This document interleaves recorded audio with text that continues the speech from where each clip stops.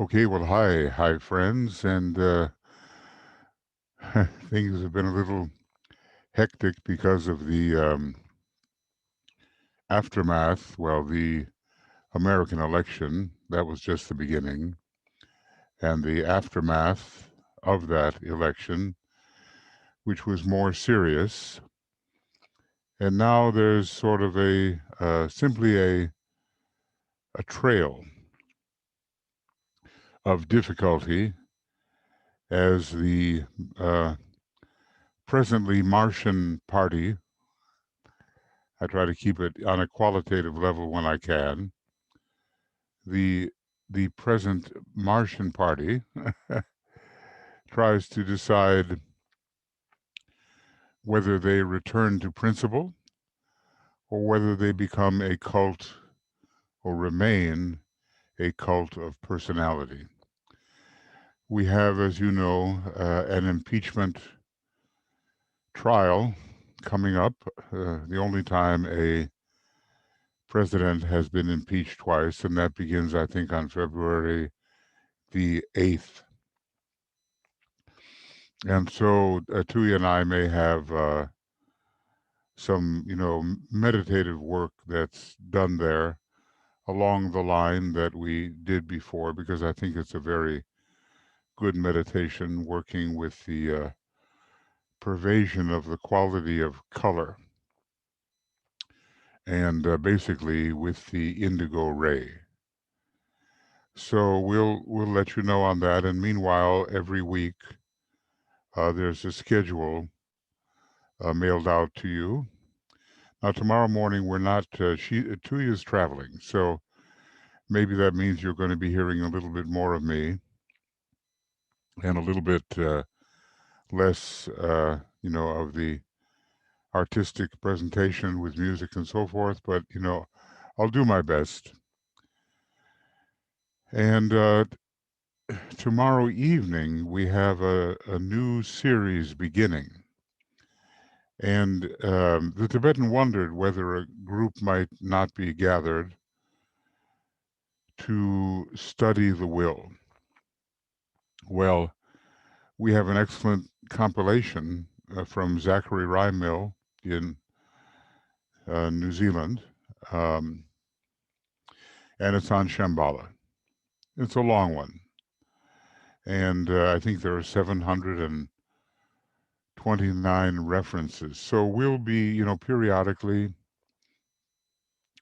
working with you on some of these Shambhala references, as I think that the will is something little understood. At least the Tibetan says we have only a small understanding of it, and it's something which must be increasingly understood.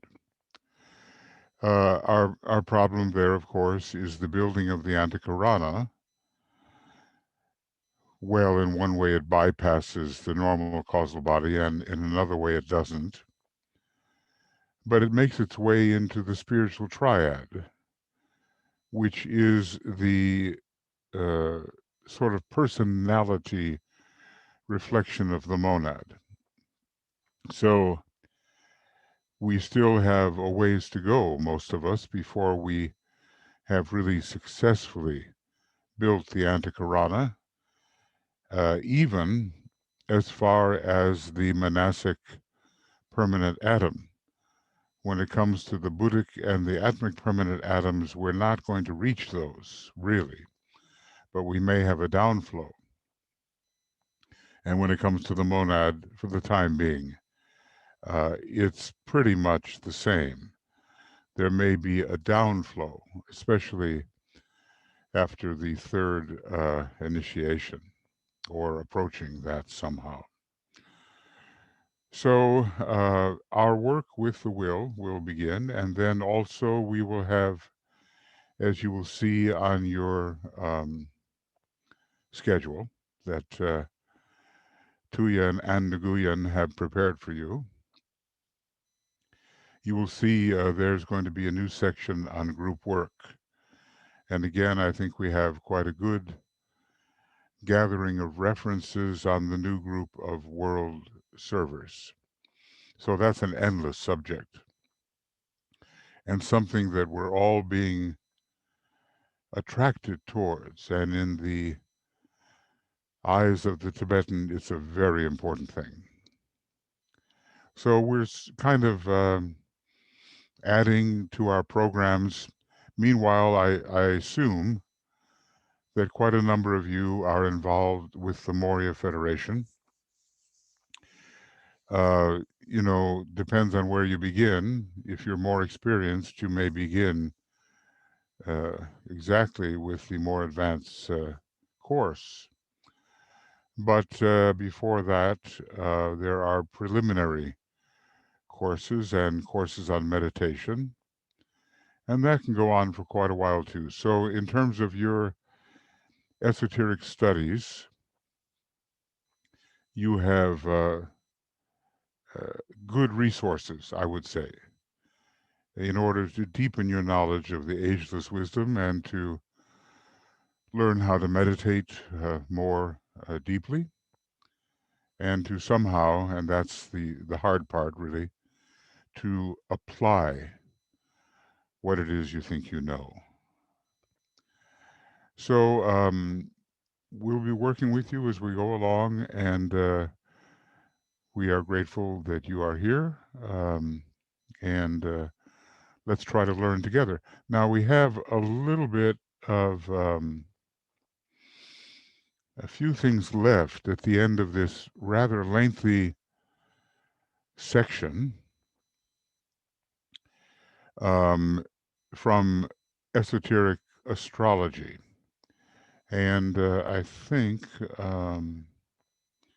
just as kind of a segue here, I'll just read to give us kind of a bridge, you know, a little bit of a bridge. And, well, you know, the Tibetans' material is just amazing. The further you go with it, the more you realize the contribution which he has made. And the more you realize that this kind of esoteric material is not generally found. He does have the sanction, the permission, you might say, of his master KH and of his still higher master, the Christ, and even of Sanat Kumara to be what is called the messenger of the masters, you know, giving a strong Geminian color and Mercurian color to what he does. And we are simply the beneficiaries of this amazing outpouring, which is not done yet. It's an outpouring that will continue. So here, you know, this I want to say that sort of here he is, you know, this is looking to me like the authentic picture. And it's almost 100 years old. It's 92 years old. And I think it's the basis of the drawing that we have on the Tibetan, which he is said to have said is a pretty good likeness. This, thanks to one of our group members, this has come forward. And apparently it was in the Rurik Museum under the name Jwal Kul. So, you know, in a way, he's getting closer. And in a way, he's taking on many students, helping them, even though their home ashram may be that of Master Moria or Master Kutumi, or who knows. But mostly he worked with first and second ray students, that is, those whose soul was on the first or second ray. Now let's see if I can.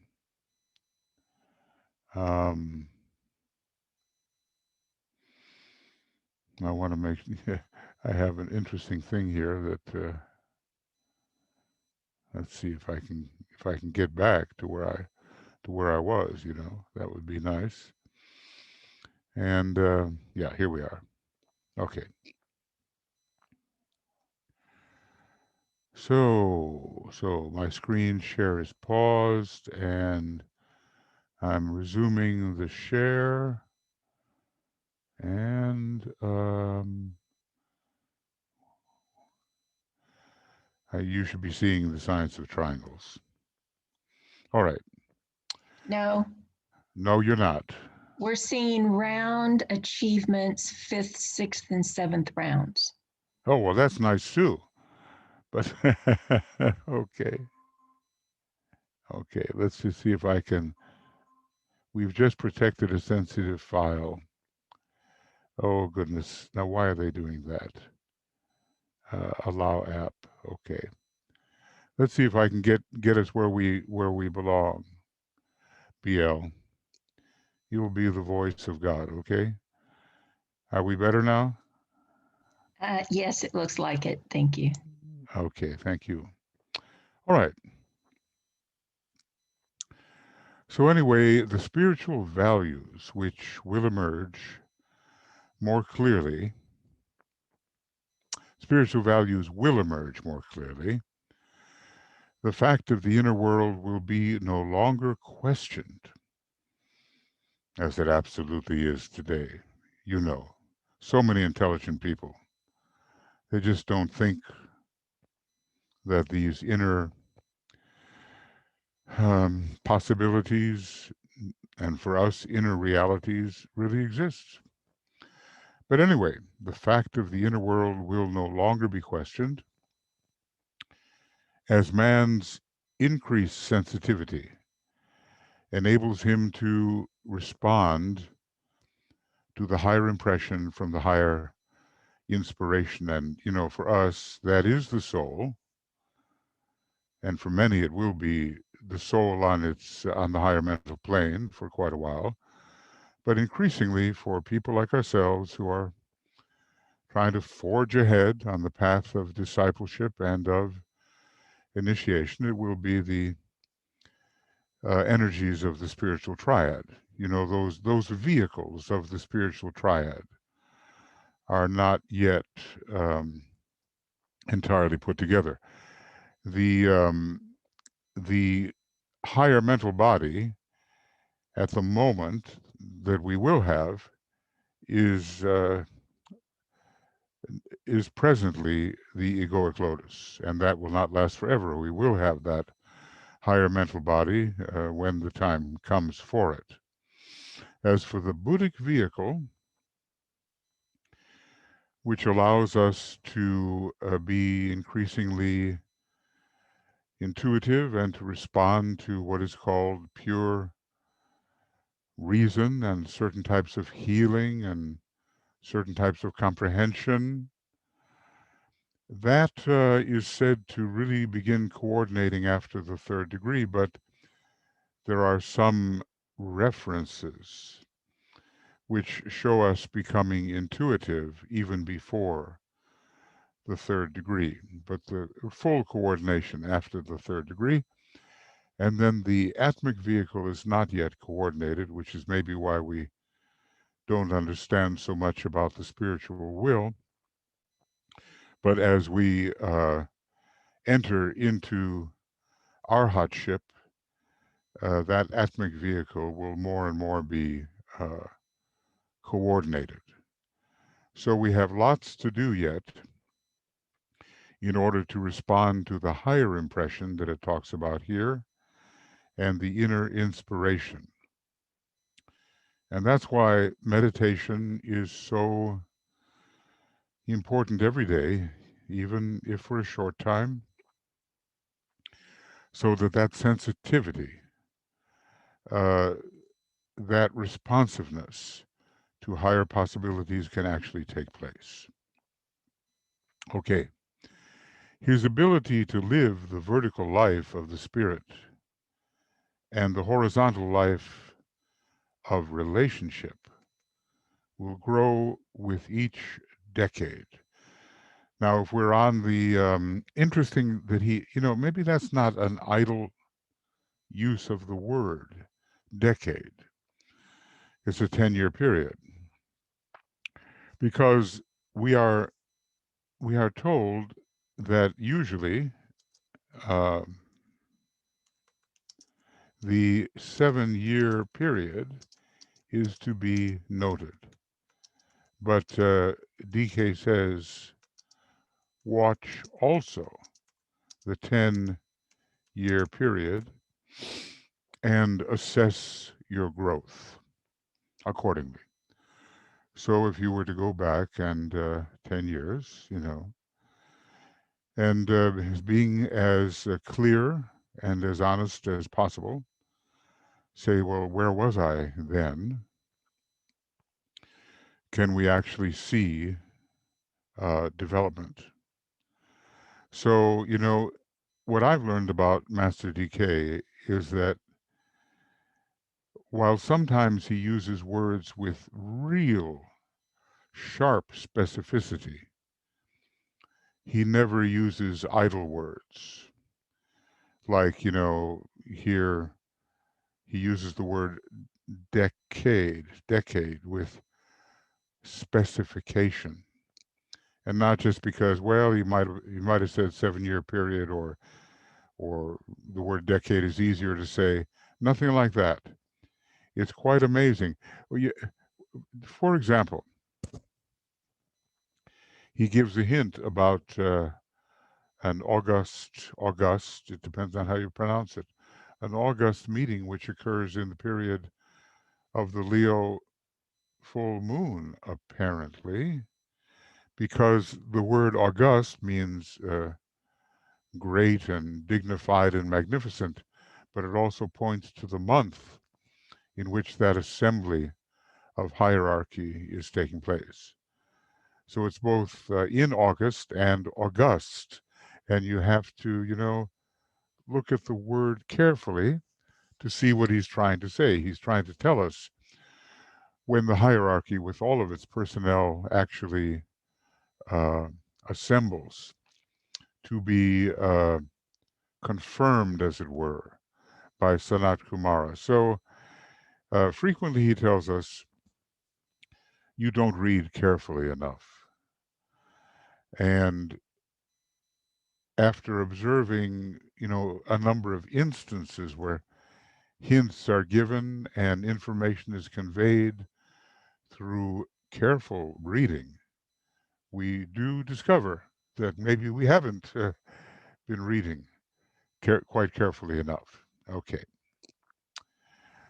So anyway, we're growing. And I suppose all of us have a number of incarnations in which to express during the Aquarian age, and what the solar angel knows, maybe 5 lives ahead, how it will go, maybe 5 lives behind. Somewhere I got that figure. Maybe the solar angel is not able to see forever forward or forever backward, and maybe it's not necessary. But the significant lives that will unfold based upon significant lives that have passed are in the consciousness of the solar angel, and they're not yet in our consciousness, except perhaps when we have dropped the personality sheaths and are once again focusing our consciousness between lives within the causal body. Then maybe increasingly we can see ahead. But it's good to kind of chart your course, and to think ahead as to what has to be accomplished in your own case and within the kind of groups that you are affiliated with, on the inner planes. And all of us are indeed affiliated with quite a number of groups inwardly. If you just go to Letters on Occult Meditation, pretty much page 39, you'll see our inner affiliated groups, and it's really interesting. All right, so this takes us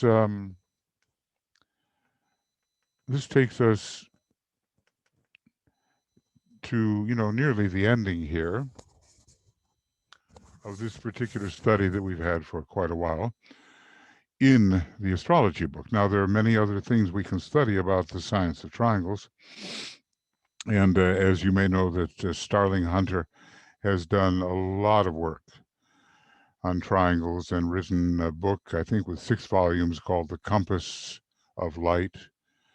And many of his references that he's gathered will be useful for us to discuss. So we certainly have some place to go. Okay, then I'm going on. And let's see, next program, 6 a.m. at least on February, and this is evening, 6 p.m. GMT. And let's see, I have some,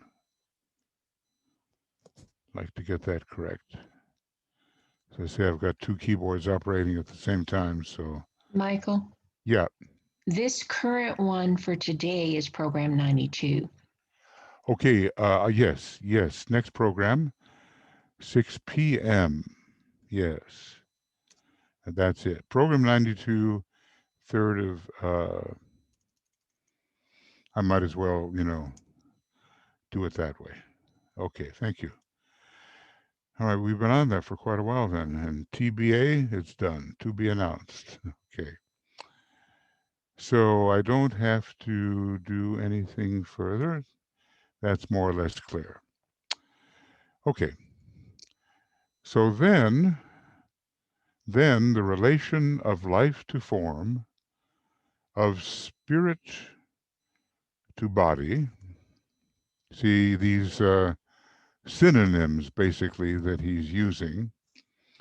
Of the soul to the personality will demonstrate in the realm of quality. Now, you see, he's taking number 1 and number 3 somewhat and saying that the link of spirit and matter together, form and body can be considered matter, will demonstrate in the life of the soul. And the quality of the immediate divine aspect of the Christ consciousness will emerge in a manner undreamt of today by any of you, even the most advanced thinkers. So that is certainly great encouragement, and sometimes we have those, flashes.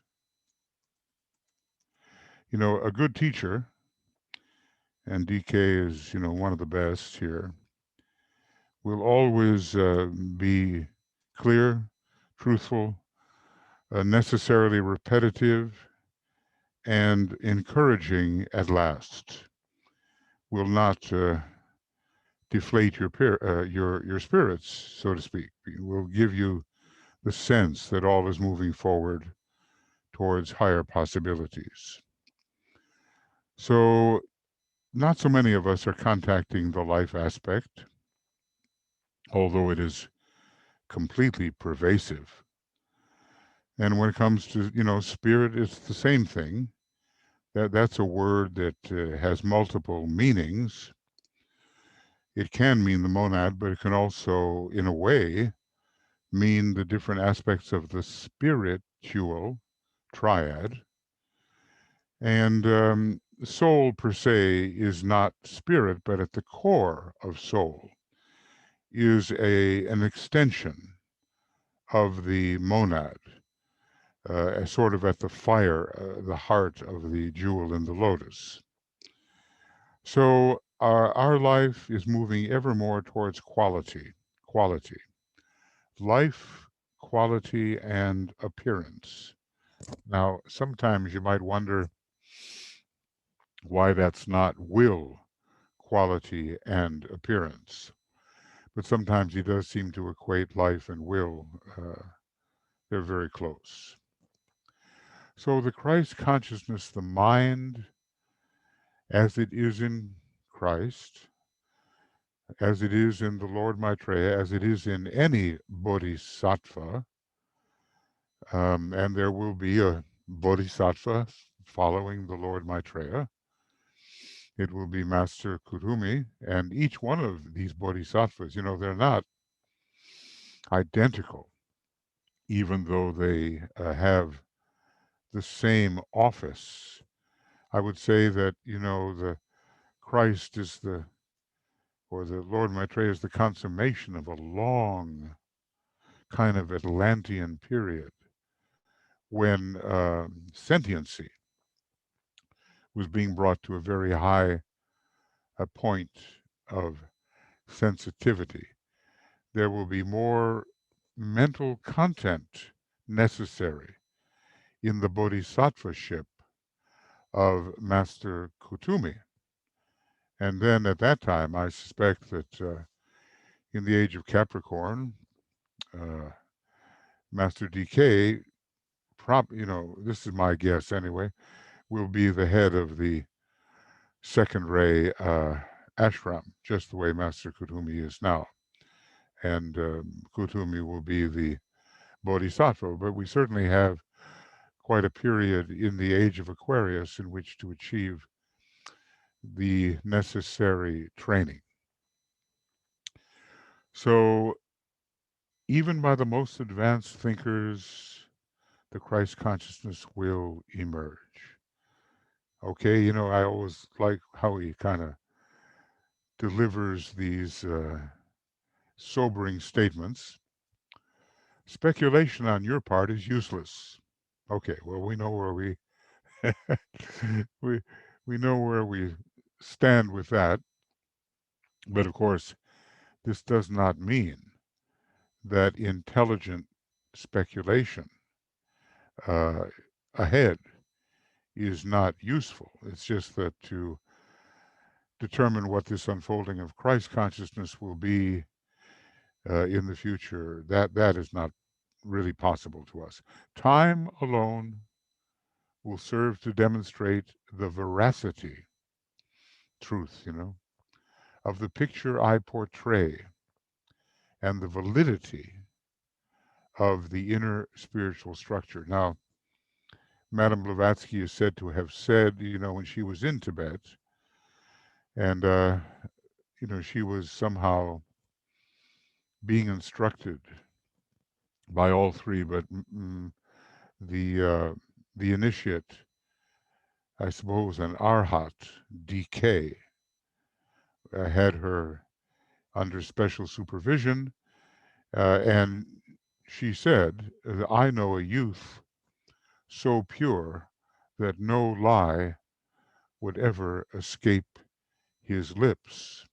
And she was referring to Master Jwalkul, who was not then yet a master, but probably a high initiate, arhat, and who was helping to train Madame Blavatsky. So this idea of truth and reliability, dependability, veracity, this is something that we can really count on DK for when it comes to such a welter of glamour, that's surrounding us all the time.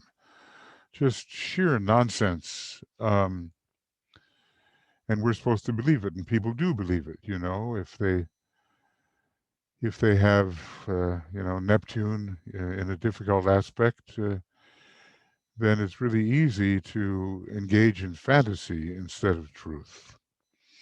But later, Neptune is also called the god of reasoning, which means the god of pure reason on the Buddhic plane. So it all depends on how our form responds to these energies.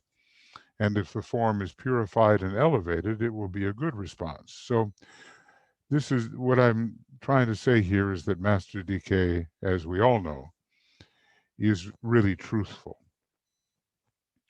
Time alone will serve to demonstrate the veracity of the picture I portray and the validity of the inner spiritual structure. These are fifth ray terms. This structure has always been present, but it has been heavily overlaid by the material desires of mankind. And, there I would say the Martian vibration, uh, which is non sacred, has been the problem. And it still is the problem. Even when we look to the world, humanity, with the great second ray of Jupiter, giving us indigo, Jupiter, Venus, kind of a blue and indigo combination, compared to the red of Mars, we have material desire thwarting true understanding. And people are, well, BL and I were talking, and we've been talking with others. It's a crazy time, and people are falling deeply into glamour because the Martian vibration, for some reason, has asserted itself very strongly. That's the assertion of the dweller on the threshold as it now stands with all of its glamours and illusions and chaotic, myopic uh, reactions.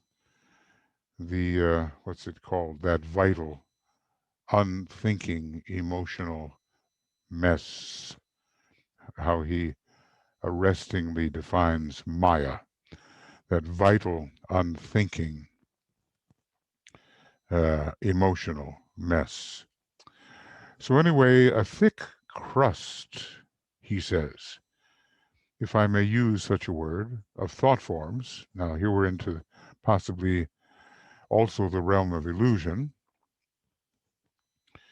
uh, veils and hides the inner realm of beauty and of meaning, of quality and spiritual consciousness. Now, you might want to look in Dyna 2 at Formula 4,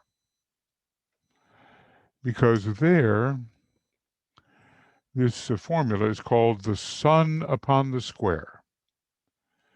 And basically, you get this kaleidoscope of harsh colors. And your job is to transform those colors into a more translucent, pastel, refined colors. So it's the same principle that crudity and crust and grossness hides the inner world. Now, I've been doing a lot of work on letters on occult meditation, and we're almost at the end of the book. There's letter 9 on the esoteric schools, and then letter 10 on purification. I've done so much work on the esoteric schools that I may jump over that for a minute, for a while, and then go right to the purification part, and then come back to the new esoteric schools. But even in that early book, which some people might say, well, it's just an early book. No, he gives such clear directives about how to purify the instrument so that it truly becomes a responsive vehicle to to the spiritual consciousness, and then these veils and miasmas and crusts and elements of the gross, they will start to fade away. So you might want to look in Dinah 2, where he discusses Formula 4, remembering that that book is really an initiatory manual. Preliminary, perhaps, but it has in it what is necessary to inspire the initiate consciousness. So, a thick crust, if I may use the word, such a word, of thought forms veils and hides the inner realm of beauty and of meaning. Remember, the world of meaning is the world of the soul, of quality, the world of the soul, and of spiritual consciousness, soul, triad, monad. This crust is being, oh, wow, these are strong words. And it tells you, this is being done, written during the war, big war. This crust is being blasted away by the present catastrophic condition in the world. Blasted. That's the first ray. The destroyers come first, and then on the ground that has been razed, R-A-Z-E-D, the builders get to work. Men will feel at the close of this present war as if nothing had been left them, and that they are destitute and denuded of all that made life worth living. So dependent have they become upon the so-called high scale of living. And you can feel this happening right now with the COVID pandemic, as the economic situation of high living for most is being threatened. And DK tells us that humanity will be amazed at how little it really takes to live the happy life, the life which is spiritual and progressive and joyful, that many of the things to which we cling as we look backwards are unnecessary. They're not the essential. But everybody, every student has to take care himself, herself, to find out what it is in his or her life that is the unnecessary and what it is that is the essential. Okay, so dependent have they become upon. Now, there are some, incredibly rich people, I suppose, approaching multi-billionaires and even approaching a net worth of $1 trillion or something like that. I mean, it's not about the essence, and that's what the third ray has to learn. We have the basis of the third ray. We've come up through the third ray. The previous major solar system was on the third ray. The moon chain, from which many of us come, was on the third ray. But there is a maladjustment there, and we have to learn about how to let go. Okay, but these attitudes will serve as stepping stones to a new life and a better and more simple way of living. You may remember that Master DK on page 518 of Dinah 2 says that simplicity governs the way into Shambhala. he was talking to a man who had a first-ray monad, and at least, yeah, I think so, and who needed that kind of simplicity. Simplicity governs the way into Shambhala, and Shambhala will be increasingly recognized in the age of Aquarius. New values will be released. A value is something, that we highly desire and consistently desire. New values, assuming higher values, will be released and comprehended among men, and new goals will be revealed. And the day will come in the experience of humanity when men will look back at the pre-war centuries and wonder at their blindness and be shocked at their selfish and materialistic past. And maybe, this is 80 years later here, we're talking about after this was written approximately, maybe this is happening even now. Maybe in any life, in any incarnation. You can look back upon the earlier part of the life, which is recapitulatory. And you can say, who was I? Why was I doing that? How could I have done that? It is the experience of recrimination. And I'm sure we all go through it. So, but en masse, to look back, I mean, there's so much selfishness now. And politics is rarely about the soul of the nation, yet. Every once in a while it happens. It's about preserving selfish prerogatives so often. And that's what people are fighting for. The preservation of advantage over others and their own selfish prerogatives. Sometimes when you look at the personalities that are defending such positions, you do wonder how they could evolve into this more enlightened point of view. But DK assures us that it can be the case.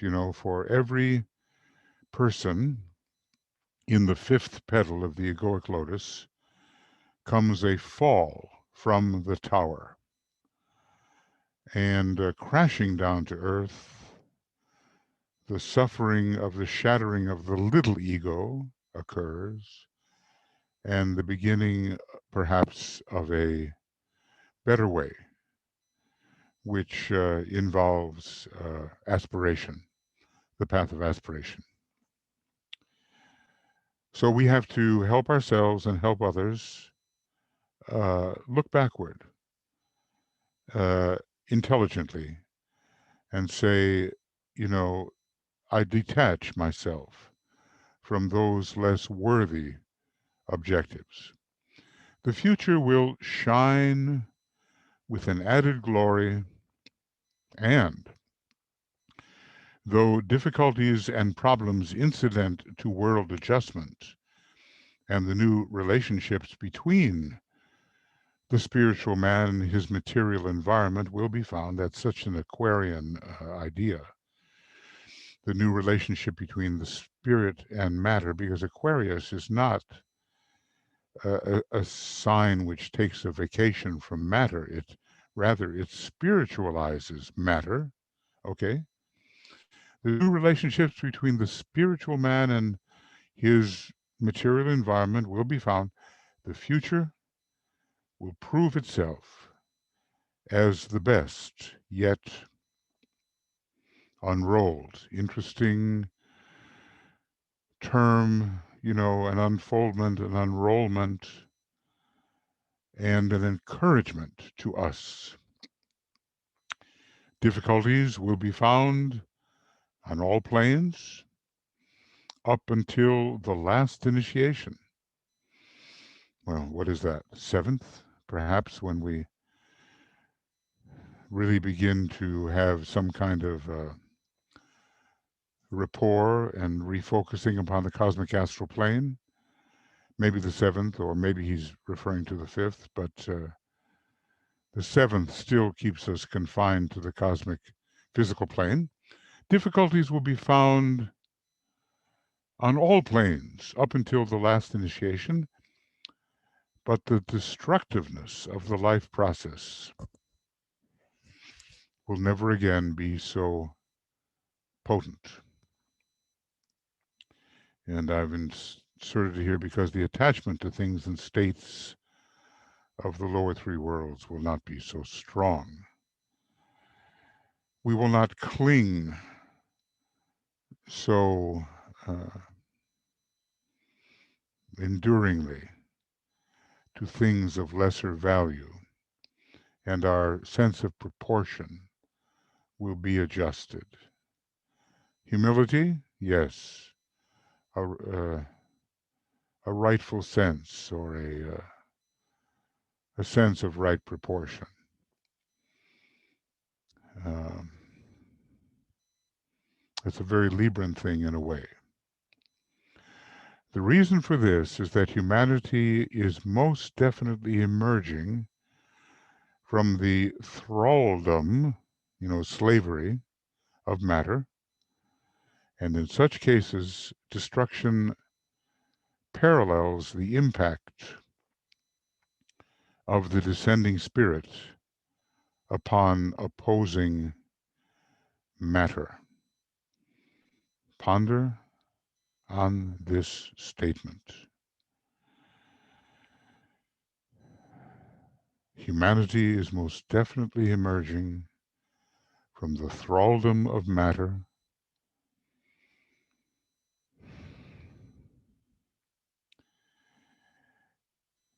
and in such cases, destruction parallels the impact of the descending spirit, which is at this time a powerful impact. Because why? Because Shambhala is making impacts. The descent from Shambhala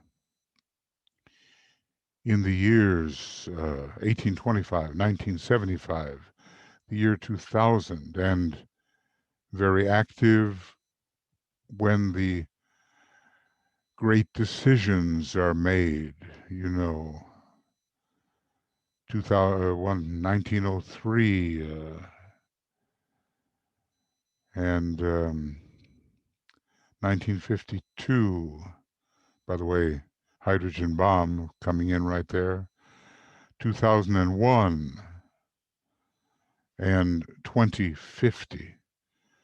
When those initiates of the sixth degree, who are shambolic beings, get together and decide to do something good for humanity, whether humanity realizes it or not, we do have a great impact of descending spirit. And matter opposes. But the more we refine our material sheath, including the causal body, the less destructive, or the more easily absorbed, is the energy of spirit. There's not such a counter vibration. So maybe we're impressed by the idea of just how much work is required. DK can just drop a little sentence about mastering the vehicles, and right in that little sentence comes a demand for long years of work, if not lives. Fortunately, we have good guidance and, very truthful direction. And if we are serious, we can tread the Syrian path of initiation. Now, I think I have a couple of little other things here, but I think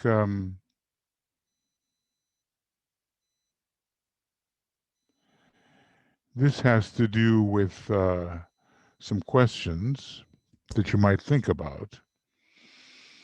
Because groups like ours are seed groups, or at least we're part of the general seed group project, which I think has almost 200 years to go until the year 2200. So we have to drop seeds into the consciousness of humanity, and we can ask ourselves, what kind of seeds would we like to see planted in the personality of humanity at this time?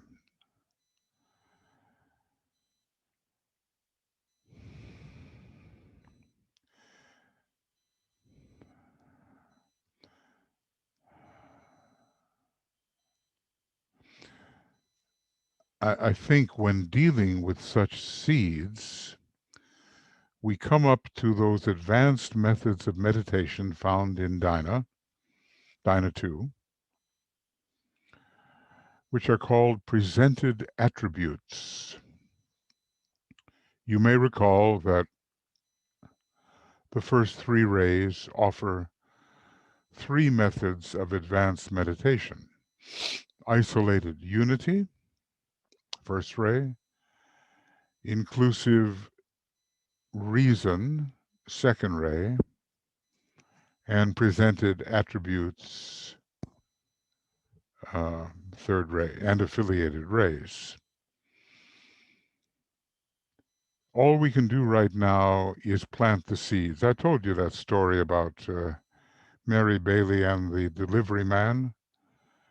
I was up in her apartment reviewing some Masonic books, which she felt I might benefit from because Foster Bailey had passed on and they weren't being used for anything. And someone came to the door and delivered, and the next thing I heard was Mary talking to him in a what I recognize to be an esoteric manner, something that you wouldn't necessarily expect a recipient of a package to be saying to the person who delivered the package. And okay, so that little process went on. And then when she closed the door and I noted it to her, she said, always plant a seed. Always plant a seed. So it's one of those little lessons, you know. And, she lived it in that way.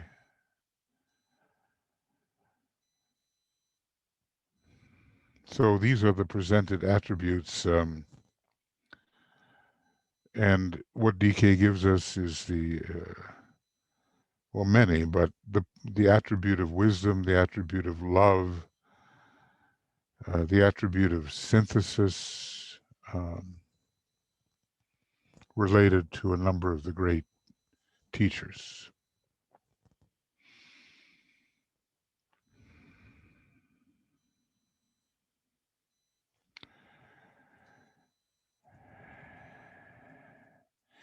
And, we question the energies available because we will be getting into a new section next time. So we have present at the moment very strong Capricorn energies with Pluto in the latter degrees of Capricorn, some 24 degrees approximately of Capricorn. And, coming up, interestingly, to its complete cycle, um, when the Declaration of Independence in America was created and penned and signed, 27 degrees. We have Aquarian energy with Jupiter and Saturn, an important conjunction that was quite spectacularly visible recently, and some of you either saw it or saw uh, good photos of it. And then Piscean energy, you know, the last three signs, Neptune and Pisces. Now that's pralaya. And when it tells us that the United States is the heir to the Piscean civilization, and you look at the sign of pralaya, the planet of pralaya and the sign of pralaya, as it applies to the United States, you see why a lot of things are falling apart and basically have to be dissipated. So we live in a very disintegrative time, and yet one that is promising a much better future. So the idea behind this question would be, how do you think this triangle of energies can be used on humanity's behalf at this time? Let's just pause a little bit here.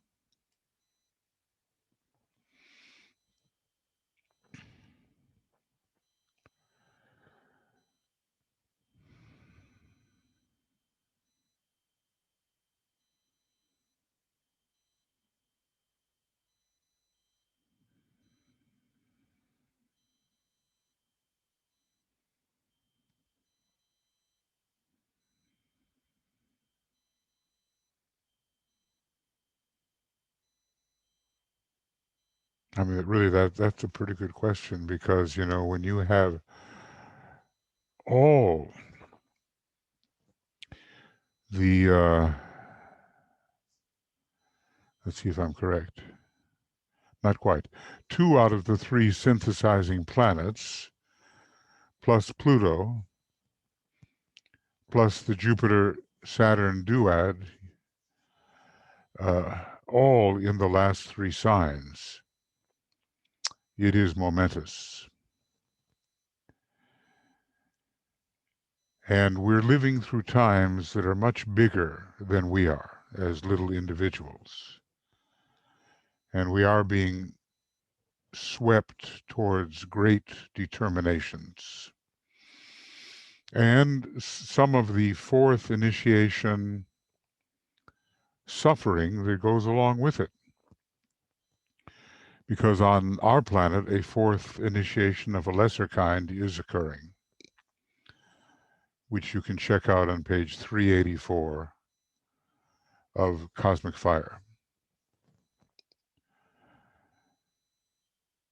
So very big things are happening, and, you know, we have to make our personal adjustment, but it's in our groups that we can really help somehow improve the situation. So what I'm going to do now, I'm not going to take this third point up because, in a way, um, that question has to do with the different triangles that we can study, which Starling Hunter has collected. And, you know, when you study a triangle, it's not only the general thing that the triangle represents, it is the degree of rotation of the triangle, which you also have to study. In other words, every triangle has a first, second, and third ray point. What's on top now? What's on top later? What's finally on top? You see what I mean? Because there is a progress in any triangle. a progression. And we don't begin with the full spiritual potential of any triangle. We work our way there from the third ray to the second to the first, or maybe sometimes to the second ray, considered as the major ray, as the topmost position. So we'll be dealing with that the next time we get together on this subject. Meanwhile, what I can do now is open up the floor, or, if you have something you want to write, something you want to say about what we've been talking about, or in general, some matter that has to do with occultism in general, we can spend a little time doing that. I'm kind of looking here for, I'm trying to get my chat going here, but I'm not succeeding too well. And I don't know why. Well, BL, you can help me with that. I think. I'm trying to. Only if I unmute myself. Yeah. Okay, Okay. we've had a couple of chats, but they were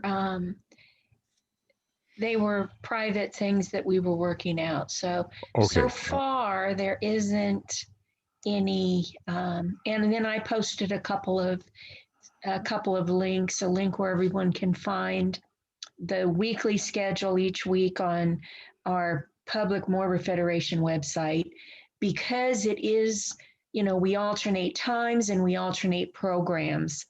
Right. So it's That's a right. good idea to get used to that. And then you were talking about your commentaries on the letters on occult meditation. And Yes. so I gave everyone the Makara page for that. So. Okay. Thank you very much. That's a wonderful book, and I think I'm into the 60th program on it. They are of all different lengths, but I want to just say it's a foundational book. So don't get into the reading of everything else and forget that one, because it's really good. Now, is there anybody that would like to speak um, regarding anything we may have been talking about? Because we are reaching the end now of this. We are reaching the end of this work in esoteric astrology, and I assume that you have learned something also about esoteric astrology as we have been going. Now, this is so basically what we have here is the end of program 92. And this time, the next program is oh gosh, I don't even know when it occurs. Is it next week again? BL, do you have that, or? I'm looking on the master schedule right now. Okay. I just have to be smarter than the master schedule. Oh yeah, I know what you mean. Okay, today is the third. Yes, our next program is at 6 a.m. on Wednesday, the 10th. Okay, very good. Excellent. Program 93 it will be. Right. And we'll be getting into some of those triangles and so forth. Meanwhile, of course, as I have often said, in your horoscope, two major triangles do exist. The ascendant sun and moon,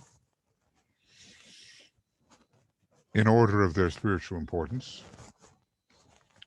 and also for those who feel they are really making their way into the triad, or somehow responding to the will of Shambhala, we have also the triangle of the sign opposite your sun sign, the rising sign, and your sun sign. I'm also looking for a way to incorporate the sign at the ascendant, which I think may have something to do with the spiritual triad per se. So there's lots of ways, we don't yet have the method of esoterically interpreting the chart as a soul chart, not yet. But that's coming for us, and I have great anticipation about what Master DK will present in his next outpouring, which will complete this, what he calls a series of bridging treatises toward the true knowledge of the new age. So, for some of you, some of this material is quite new, and I'm definitely not watering it down, okay? I am trying to present it in the intricacy that I think it deserves, and that, of course, if you're not too familiar with astrology, it may be, a little bit over the top, but maybe not. And more will be learned accordingly. There are just certain things that you have to learn. You must. The 12 signs of the zodiac, the 12 spiritual mantrams of those signs, the 10 planets with which we are dealing, the major rays of the planets, and you also have to have the rays of the triangles of zodiacal signs. You have to have that as well. So when you have those factors memorized in your consciousness, it will be much easier to navigate this kind of material. And I can also open the floor for any question on occultism, that we can try to address if you have Okay. one. Yeah. Michael, Yes. Astra says, does the cross of humanity also represent the four elements? Yes. In every cross, all four elements are represented. Now, the way DK deals with the fixed cross, which is the one which should increasingly concern us, is, if you want to visualize it, Taurus to the left, Leo on the bottom of the chart, Scorpio at the far right, which is considered to be the west rather than the east, and Aquarius on top. All four elements, fire, earth, air, and water, are there represented, and the Aquarius Leo axis is considered to be the major vertical axis. Taurus and Scorpio, the horizontal axis. So ultimately, all of this has to come under the mastership of Aquarius. Now, maybe that's not an ill-chosen word, because you can take the third initiation, the fourth initiation, or the fifth initiation largely under the sign Aquarius. So in the cross onto which we are mounting as we enter the Hall of Wisdom and we begin to open up the petals number 7, 8, and 9 of the egoic lotus, we have an interesting trio mastered by Aquarius. We have Taurus, blinding light, never easy to handle, okay? Leo, fiery pain, often in the heart. Scorpio, bitter woe. You know, why am I alive and does life have to be so wretched? And you know, this whole idea of loss, bitter woe, and yet the cross of liberation. And that is the Aquarian mastery of the lesser three. So we are looking toward liberation so that we can be more useful. You know, you can't get liberated on your own.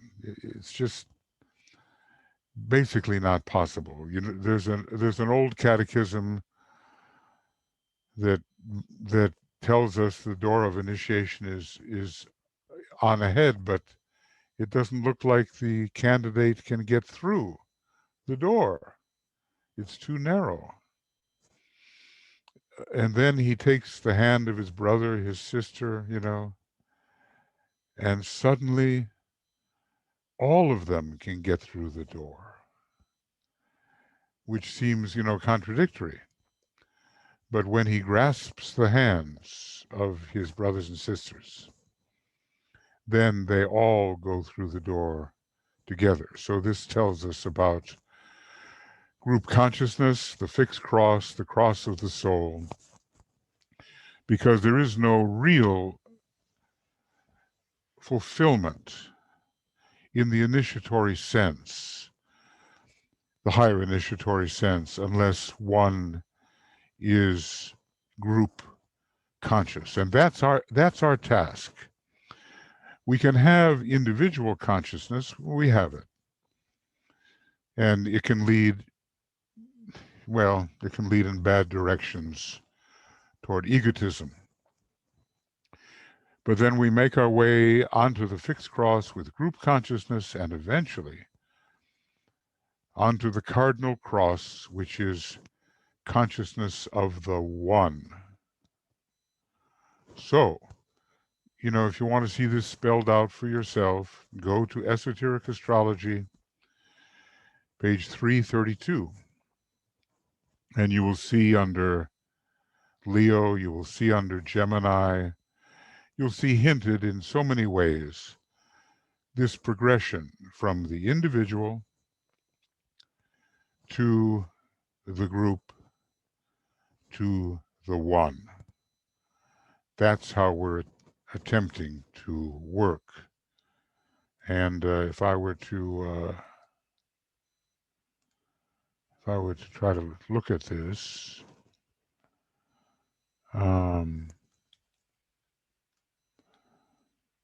you know, and then BL, you tell me whether I'm on the mark here.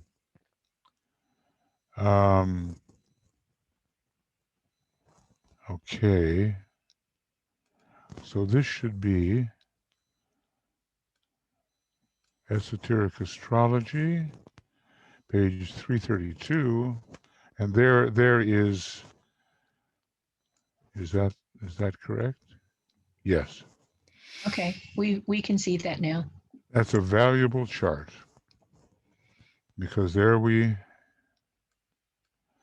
have, I serve myself under Gemini. I serve my brother, the group, for the advanced man, including, you know, movement towards discipleship. And finally, I serve the one. And that is definitely the high discipleship initiate consciousness. And basically, we have the same thing if we go to Leo. You can do it all in Leo. The lower self, the higher self, and the one self. It's the same series. So that's what we're trying to achieve. I know those letters must look pretty small, but you can find it there. And when you study each of these sequences, you will see how important group consciousness really is, and how once we become the true initiate, we enter into the third column, and we really begin to deal with the higher worlds as a resident of the higher worlds.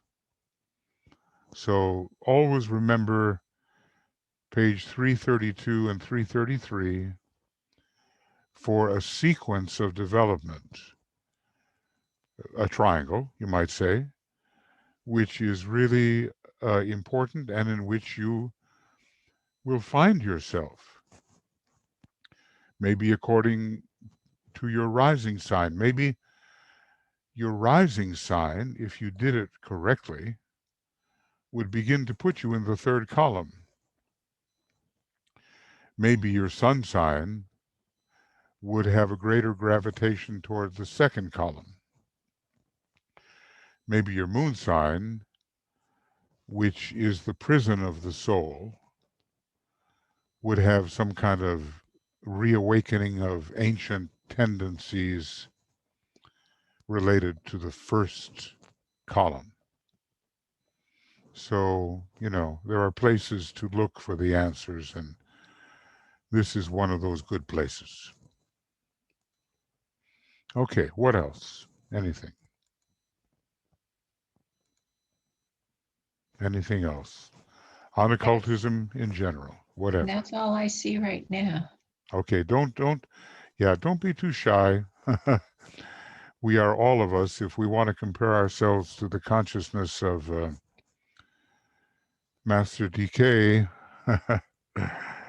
we will discover that there's not much comparison. But he keeps on saying, look, don't just copy my words. In your own words, in your own thought, as your own soul sees it, what is important to you, and what do you think? What do you think?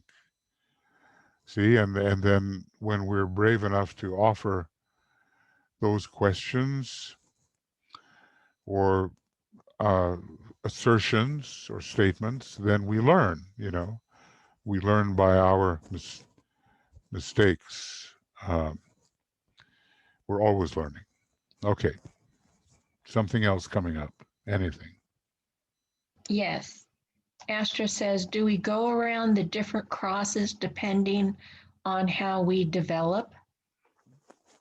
We always spend millions of years, Astra, on the mutable cross. And then comes an incarnation where Pisces is very important. And we're moving out of the love petals into the sacrifice petals. And Pisces makes the bridge into the fixed cross. So first the mutable cross, then the fixed cross. Now, of course, and here's the point. We can be on any sign at all, any one of the 12, and still be on the mutable cross. We can be on any one of the 12 and be on the fixed cross. And we can be on any one of the 12 and be on the cardinal cross.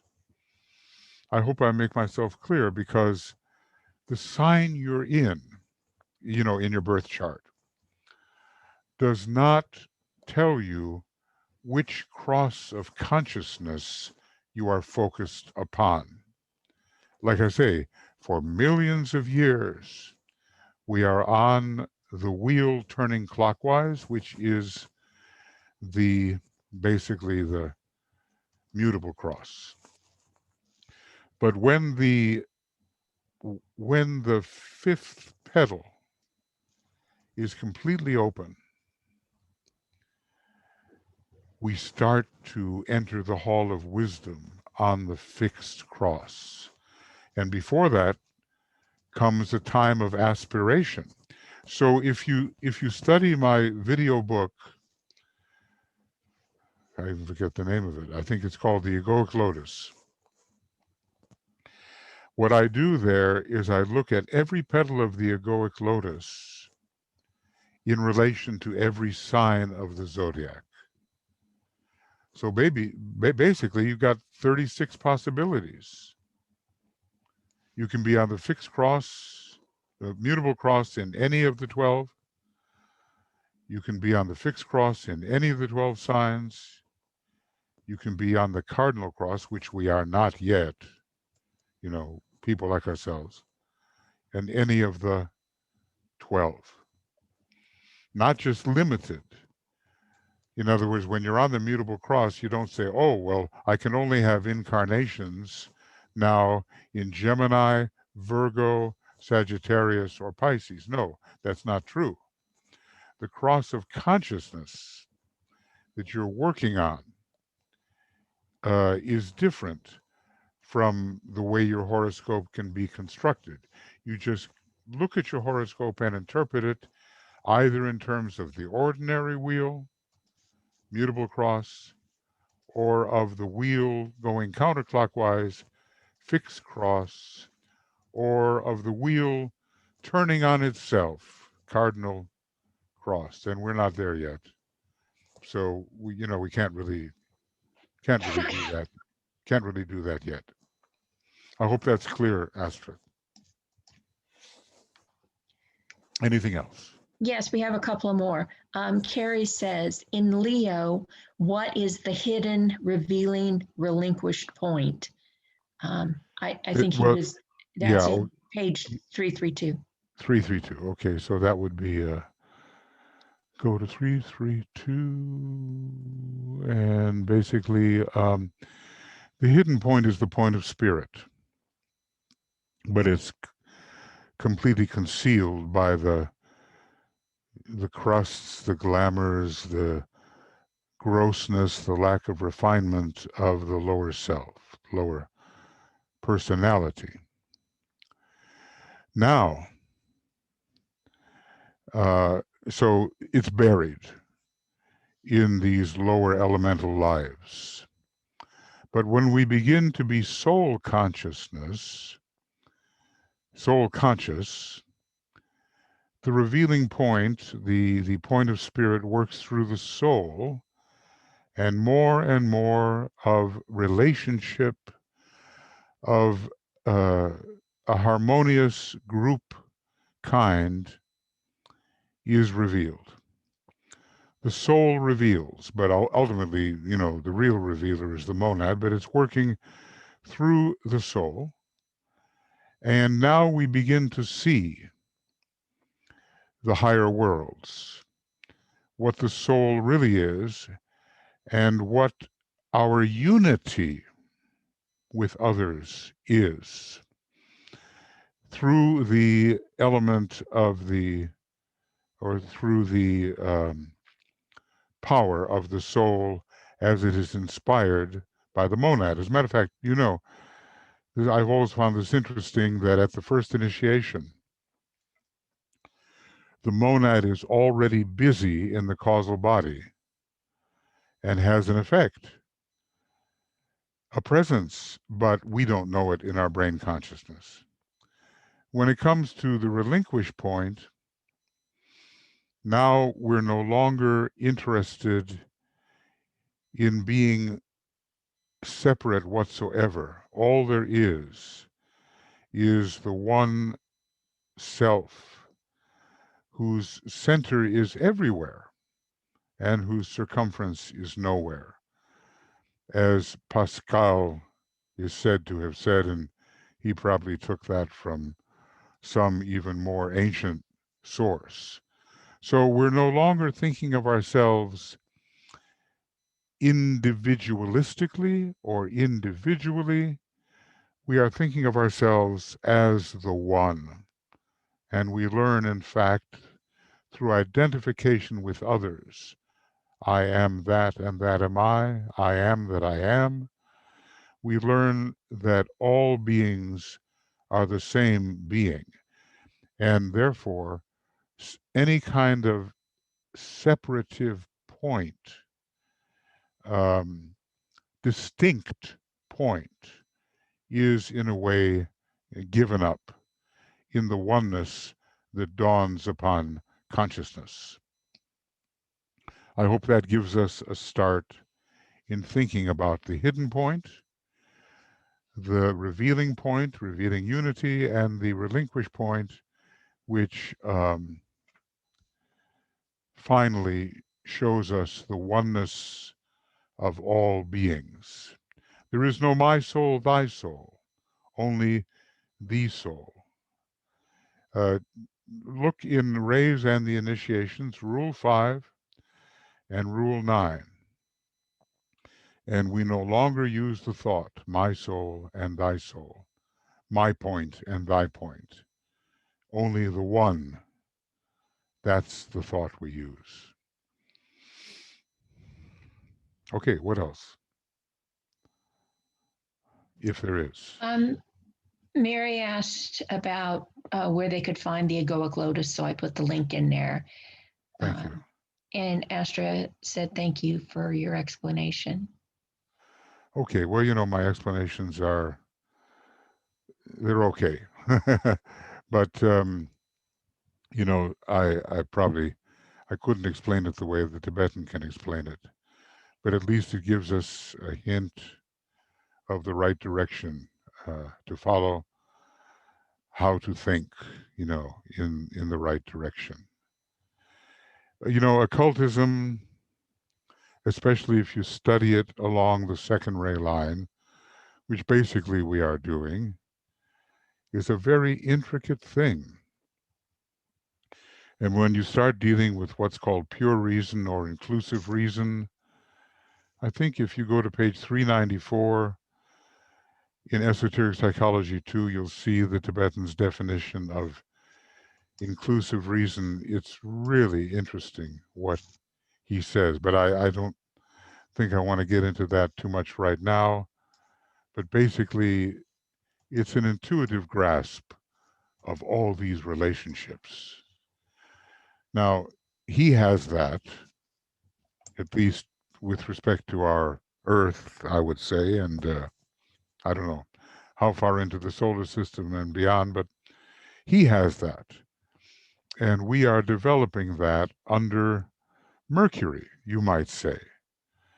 The Tibetan is Gemini Mercury, and we're studying him in that way and developing that sense of intuitive clarity about many, many relationships that express to us, I'm going to use a phrase, unity in articulation or articulation in unity, uh, unity in diversity. That's a more popular way of saying it. And gradually, all the jigsaw fills in and we can understand. What else? Anything? Yes. Vivian asked, would it be possible to see a chart, for example, of Martin Luther King, to understand visually? Well, it depends on what you want to understand. Now, there's two charts for Martin Luther King. One has Aries rising and one has Taurus rising. And, there's all kinds of things here. Let's say that Martin Luther King would be an initiate of the third degree on the sixth ray. That's my estimation at this time. So I just say Martin Luther King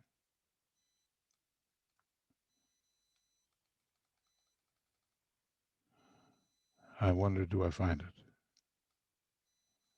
Somewhere it is. Um,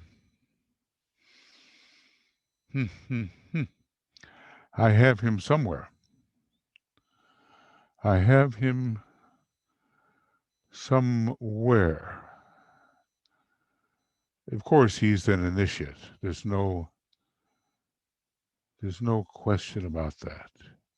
So let's see what I can do. I'll try.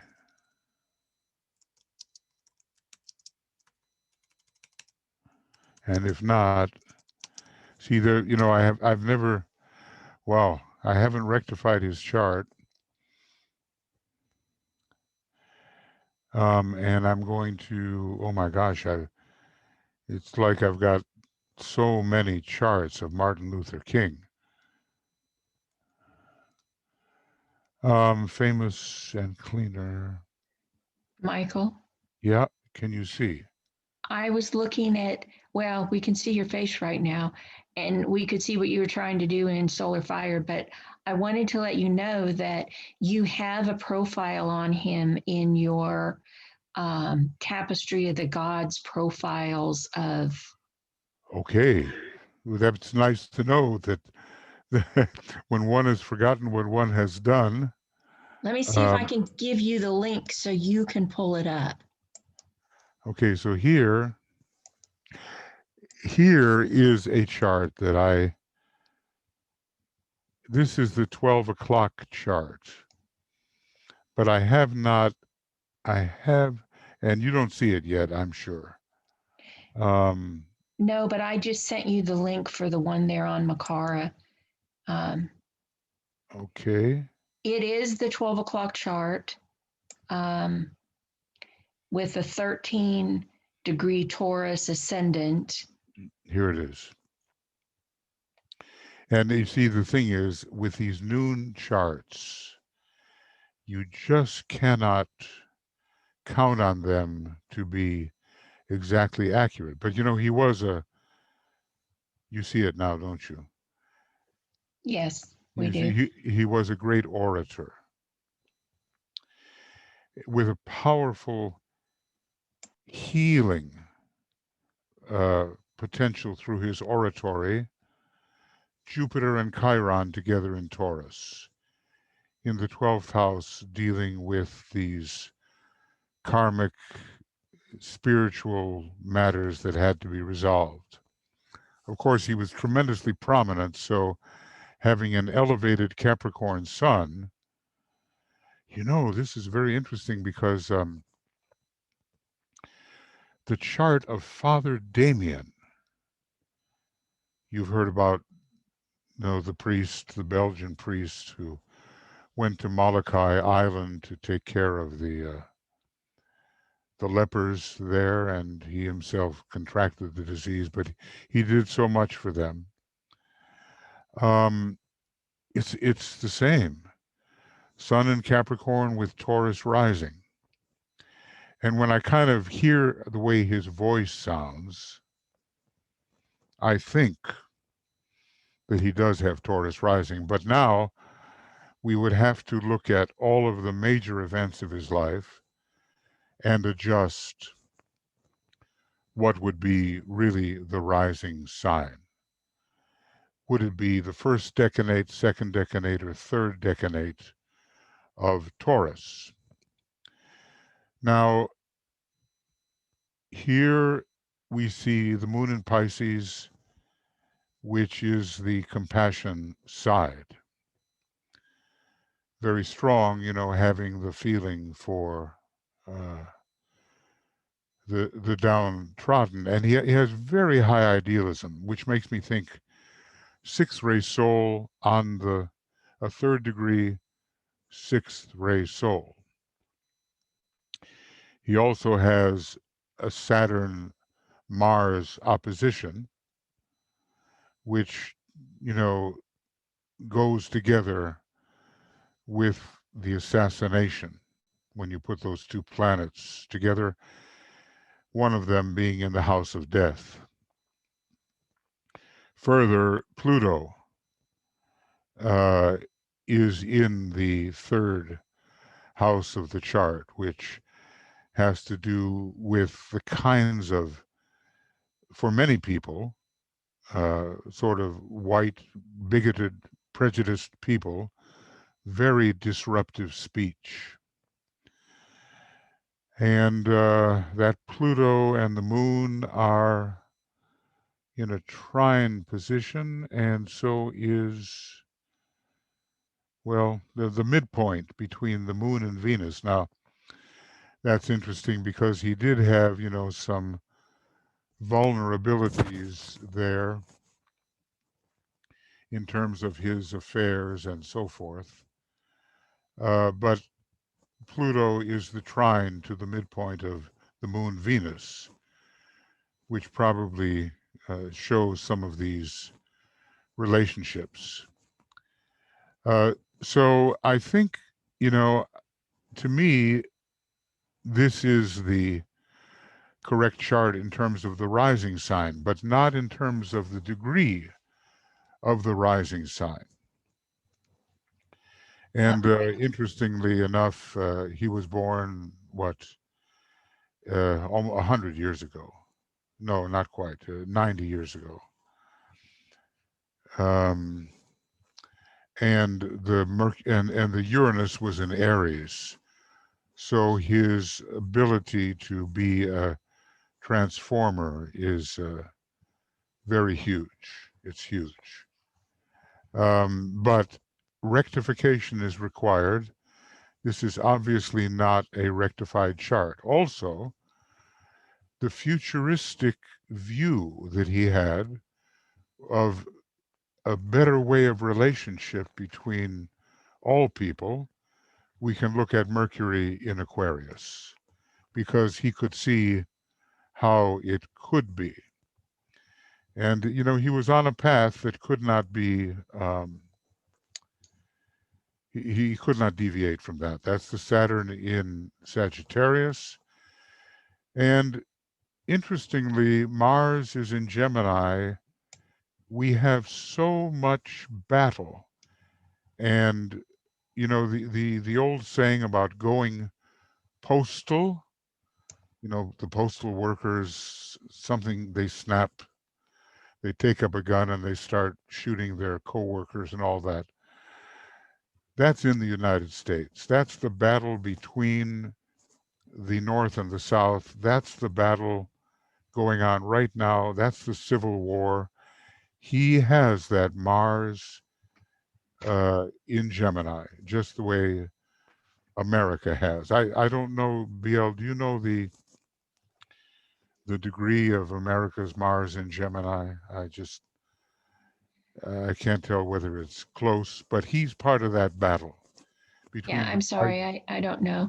But I wanted to tell you, Tia says that you mentioned that there are the two triangles that are important to everyone's chart, Yeah. and she wanted you to repeat that. And could you then delineate that in relation to Okay. Martin Well, Luther? his vulnerability is extremely sensitive, and sensitive to beauty or to, the moon and Neptune together in Pisces.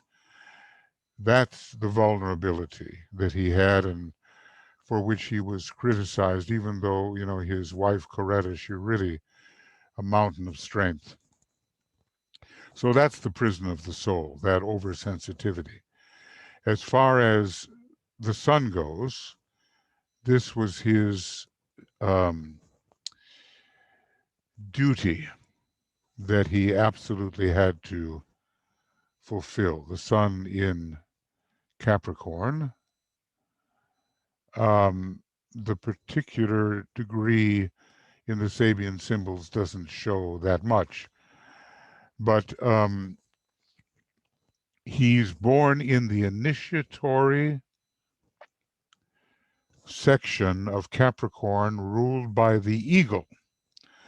And it's actually ruled by three planets, Mercury, Vulcan, and the sun together. So this is where Aquila is, the eagle, and initiatory potential is particularly found in that decanate of Capricorn. Now, I just cannot say regarding the light that he brought a blinding light to racial relations,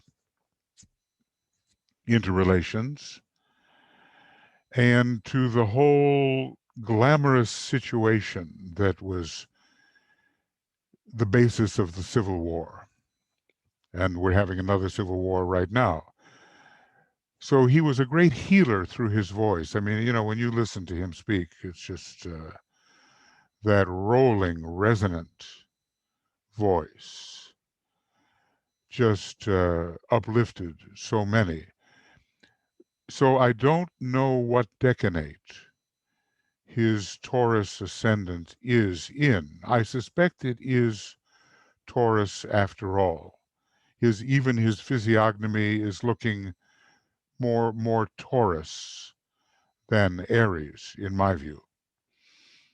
Sometimes just look up a person and all the many pictures of them uh, will show something if you take them in the collective.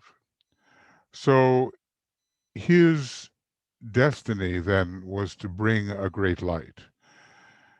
Um, Now, further, of course, he has the Uranus in Aries, which is really doing something new in America. He was a great leader for the whole transformational movement of civil rights. I do believe that Gandhi, for him, was a big influence. And, Gandhi espoused nonviolence. You're likely to see that in MLK's Venus and the Moon together. But like I say, this assassination, it's the result of Mars, Pluto, and Saturn placed where they are. So it's the illumination he brought to the whole area of racial relations and the healing of his great speeches through Jupiter Chiron, a huge healing influence, Neptune, trine Neptune, which shows the compassion. Um, and also, it has this trine Neptune has something to do with the vulnerability of the moon and Venus. Neptune, moon, and Venus have to be looked at together because Neptune is in the fifth house. So, I could go further and probably have. How far did I go with this, BL? Did I do actually an analysis? Do you know? Sorry, I was muted. I was looking, but then I was muted. You have an analysis here. You have about his background and family and his civil rights. Um, his Gosh, it was a speeches. long Let time me see. ago. I'm looking to see. Um, this looks like a bio on him, but I don't really see the. Whether I did an analysis. Yeah, I'm scrolling way down. Um, and I don't really see any astrological. Um, Okay. So I just worked at trying to determine whether it was Taurus or Aries. Yeah, that's what I did. and you have a couple of notes here about the time. Uh, Lois Rodden lists 11 a.m. CST. Um, Jim Lewis 11:21. Mark Penfield 12. Oh, With that the different rising, and Ruth Dewey quotes high noon stated by his mom. I knew, wow, the only way to really deal with that, of course, well, look at that. If it were taken back to 1120, for instance, we've got Jupiter Chiron rising. So the healing factor through the light and the oratory becomes very prominent, very prominent. And then, of course, Pluto approaches the IC. So anyway, there's work to be done here, which I have not, you know, you can't do everything. So, maybe sometime I'll have to try to get into that rectification. But there are excellent rectifiers. Elena Dramcini is really good at that, and we have others in our esoteric astrology team that you've been working on rectification, BL, haven't you? You No, I've been taking the notes while Nicholas and Elena work on the oh, rectification. okay. Okay. It's not one of my skills. Okay, but you've gotten the material together that they can base their work on. Yeah. Okay, so basically what we've got is extreme sensitivity, a huge sense of duty, and a great light that is coming forth, and the highest form of aspirational idealism is found in Taurus. That's just about a quote unquote from DK. So somehow he's really painting the picture, of a much more illumined state, and the healing factor is very strong, and the danger factor is very strong with Pluto, Saturn, and Mars. I guess that's all I could say or should say right now before. Okay, but Tia asked you to please mention the two triangles that are important in everyone's chart.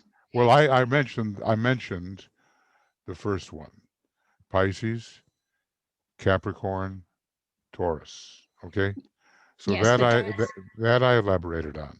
Now that's the sun, that, the that's the ascendant, and the moon. yeah. I started out with the moon in Pisces.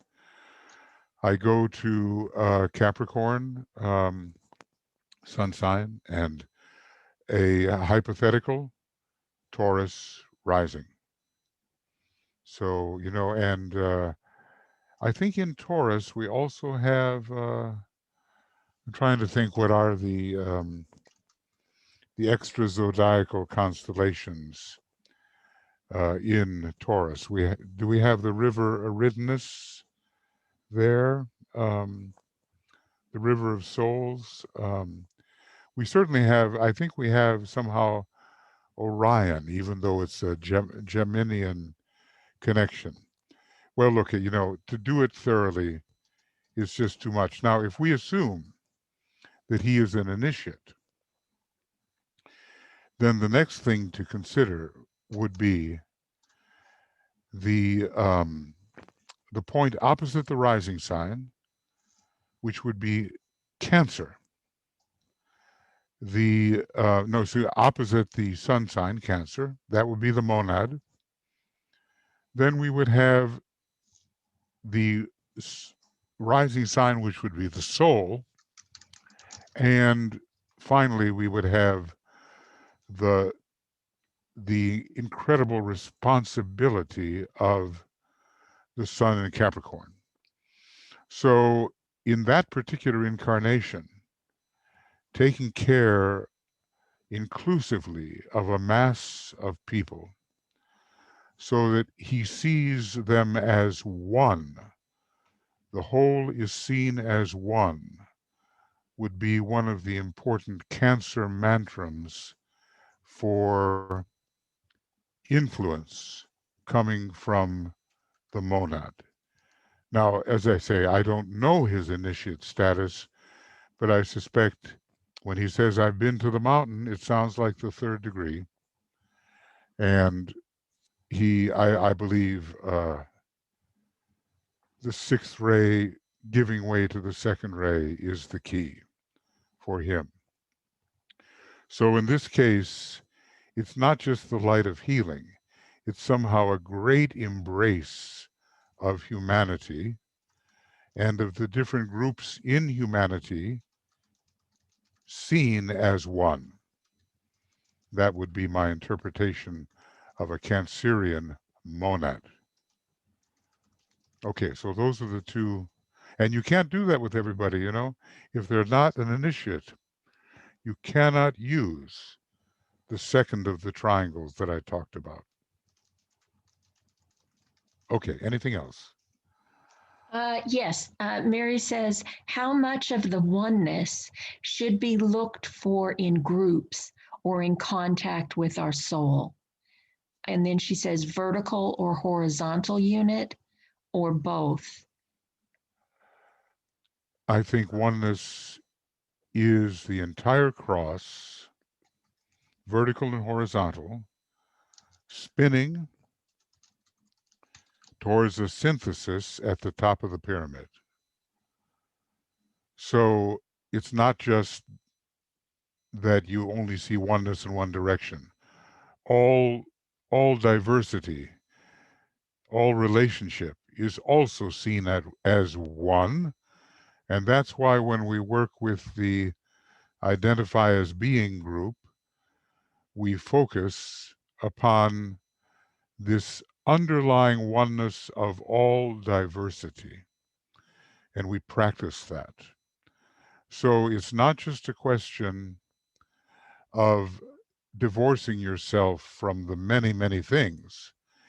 It's having the oneness be even more powerful than the appearance, the myopic appearance of the many things. Even if those many things are in a unity is not quite a oneness.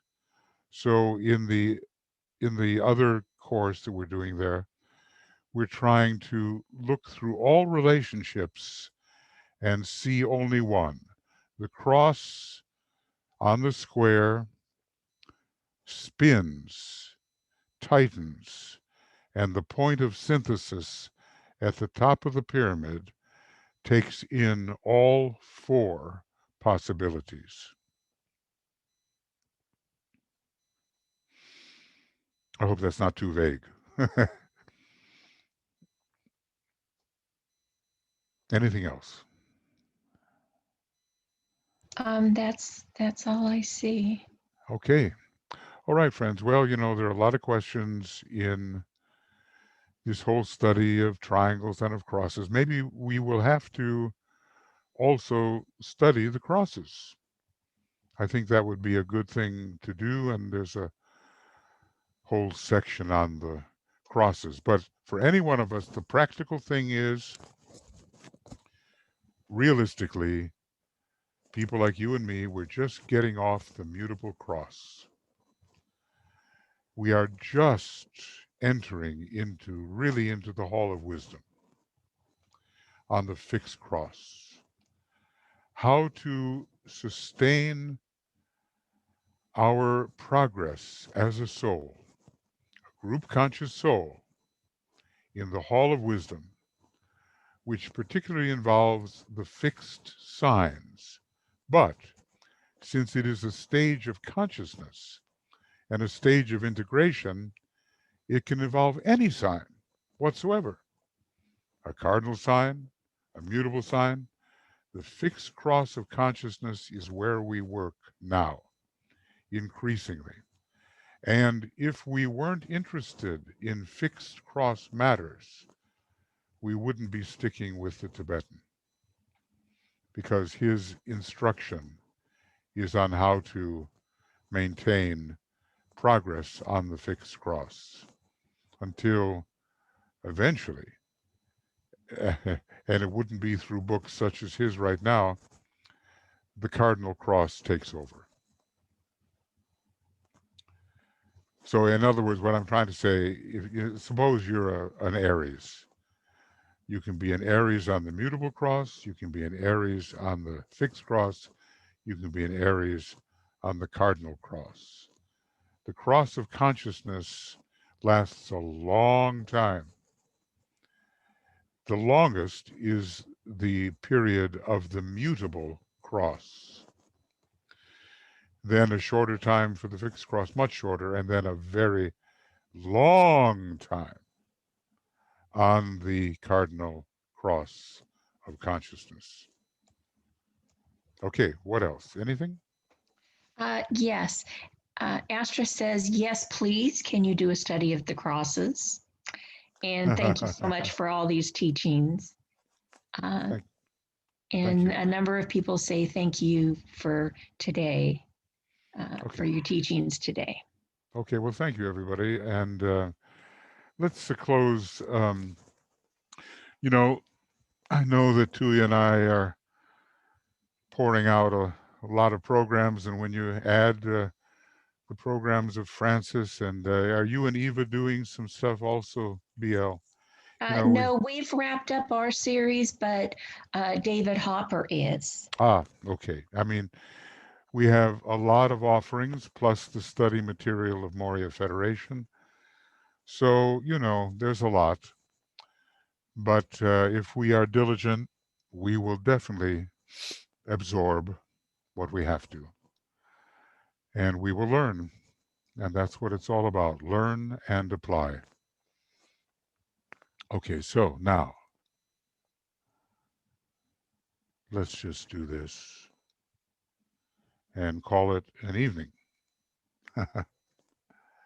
All right. From the point of light within the mind of God, let light stream forth into the minds of men. Let light descend on earth.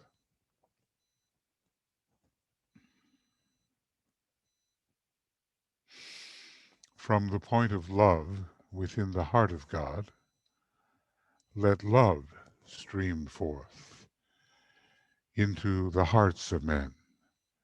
May Christ return to earth.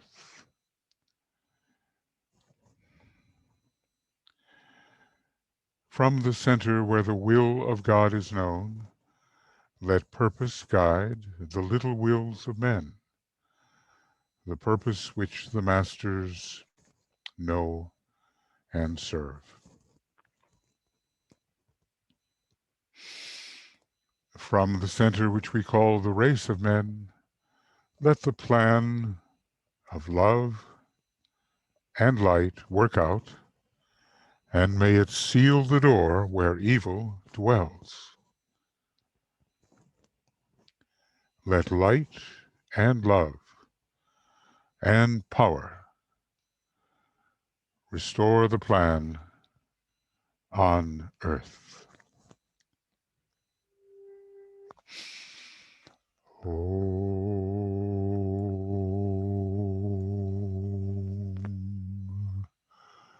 Om.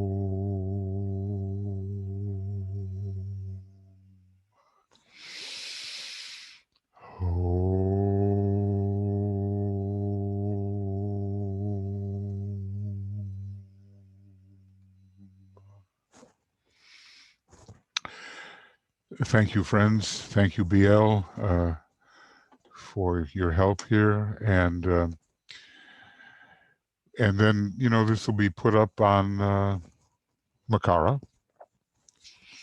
And, if you wish to review or tell somebody about it, then you can do that. So, many blessings and lots of love to everybody. And that'll be it for this evening. Tomorrow morning, we do not have the reappearance meditation, but in the evening, we do have Shambhala. It's enough to study in Shambhala until the year 2050, which is the next great decision. So at least we'll get started a bit, okay? See you soon. And, well, you know what you have to do. Bye-bye.